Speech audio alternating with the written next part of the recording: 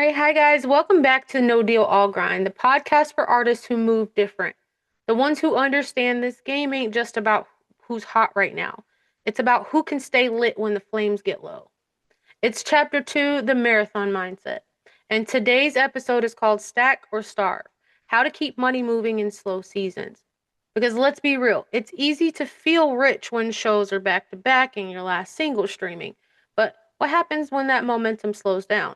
When you drop, but the algorithm don't push? When it's winter and the shows dry up? That's when real artists separate from seasonal ones. Let's talk survival and strategy.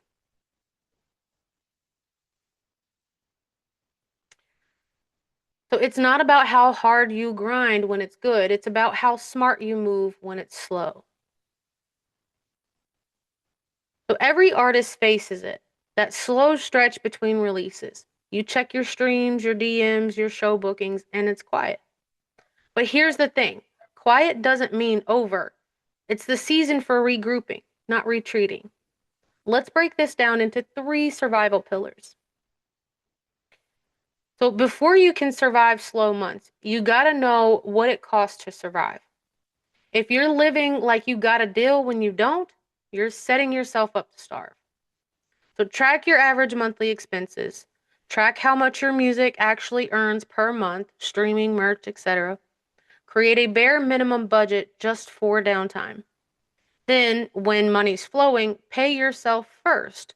Create a dry season account where 10 to 20% of all income goes. Because in this business, consistency is not guaranteed, but discipline is.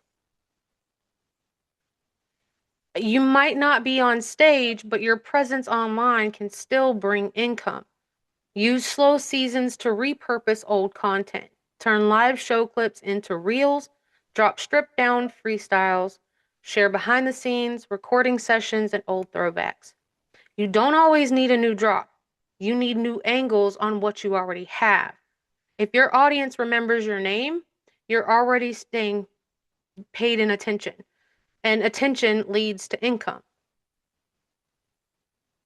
So artists forget how powerful their own circle is. During slow seasons, host small listening sessions, collaborate locally, offer features at discounted rates to keep your name circulating. Keep energy moving. Money flow follows motion.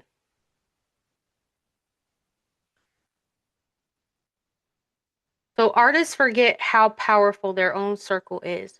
During slow seasons, host small listening sessions, collaborate locally, offer features at discounted rates to keep your name circulating. Keep energy moving, and money follows motion. Even if you're not dropping a project, drop value. When you help other artists move, they'll pull you into new opportunities when your time comes again. The grind don't stop, it just switches lanes. All right, now that we've covered surviving, let's talk stacking. Because surviving the slow season is cool, but profiting from it, that's next level. You've already built value through your art. Now it's time to make it pay you again and again. So, monetize the catalog you already own. Don't need new music to make new money. Here's how. Register every track with your pro, BMI, ASCAP, etc. Sound Exchange and Songtrust. Submit for sync licensing. Get your songs placed in film, TV, video games, or YouTube content. Repackage projects. Bundle singles into deluxe editions or acoustic versions. Reinvest in playlists. Curate your own or pitch to niche ones. Think long term. That song you dropped 2 years ago might just find its moment today. You are the brand. But your brand needs extensions. So like merch, hoodies, hats, posters, stickers. Build your identity, not inventory. Digital products, sample packs, beat kits, vocal presets, mini courses for upcoming or artists. And then you got subscriptions, Patreon, Buy Me a Coffee or Discord memberships. Offer behind the scenes content, private drops, or early access tracks. You don't need 10,000 fans, just 100 real ones willing to invest in your movement.